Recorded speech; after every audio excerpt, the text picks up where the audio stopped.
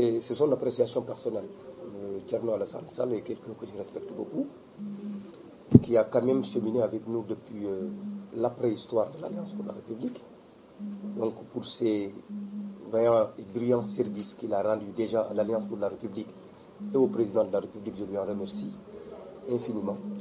Et s'il prend la décision aujourd'hui de quitter l'Alliance pour la République, quand même on peut moraliser les choses. On ne peut pas être quelque part pendant des années, exercer de très hautes fonctions, sortir aujourd'hui pour dire que ça ne répond pas aux idéaux qui incarnaient aujourd'hui l'Alliance pour la République.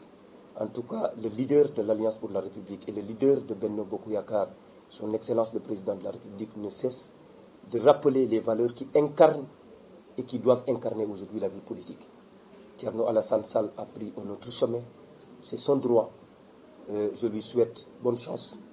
Mais en tout cas, à l'Alliance pour la République, nous sommes là et nous continuons la marche pour l'émergence de ce pays. Ça ne devrait pas, moi je ne l'ai pas entendu parler de ça, mais ça ne devrait pas venir de Thierno Alassane. Parce que c'est quelqu'un que je connais très bien. Les achats de conscience. Les achats de conscience, je crois que avant-hier, au référendum, l'opposition nous accusait de ça. Aujourd'hui, si Thierno Alassane quitte l'Alliance pour la République pour se ranger dans l'opposition et continue et nous accuse de la même chose. Donc est-ce que lui ne faisait pas la même chose à Thiès? Si réellement lui, il n'a jamais fait ça à Thiès, donc il doit savoir que l'Alliance pour la République et la coalition Benno Bokk Yakaar n'ont pas ces pratiques. Donc ces pratiques sont révolues. Vous savez la maturité démocratique de ce pays et la liberté de choix des populations de ce pays font que personne ne peut être acheté dans ce pays-là. Donc il faut que l'opposition, il faut que les hommes politiques commencent à revoir leur discours.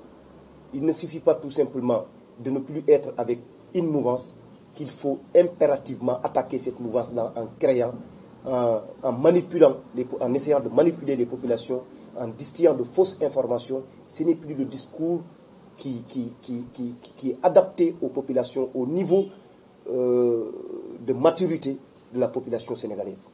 Les populations ont complètement changé. Les populations sénégalaises veulent aujourd'hui un discours cohérent, un discours positif et un discours de développement. Un discours qui peut améliorer aujourd'hui leurs conditions de vie.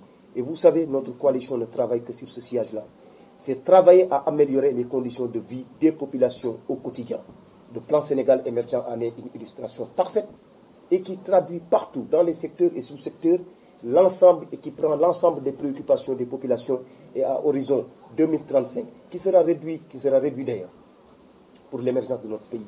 Déjà, nous sommes sur le chemin du véritable développement et ce chemin est irréversible. Personne ne peut plus nous détourner de ce chemin du véritable développement.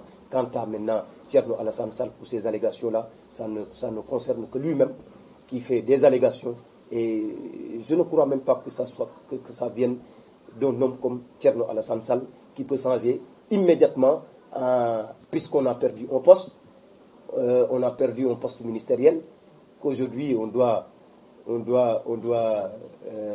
critiquer, fabriquer des informations et accuser le pouvoir d'achat de conscience. Les populations ne sont pas achetées.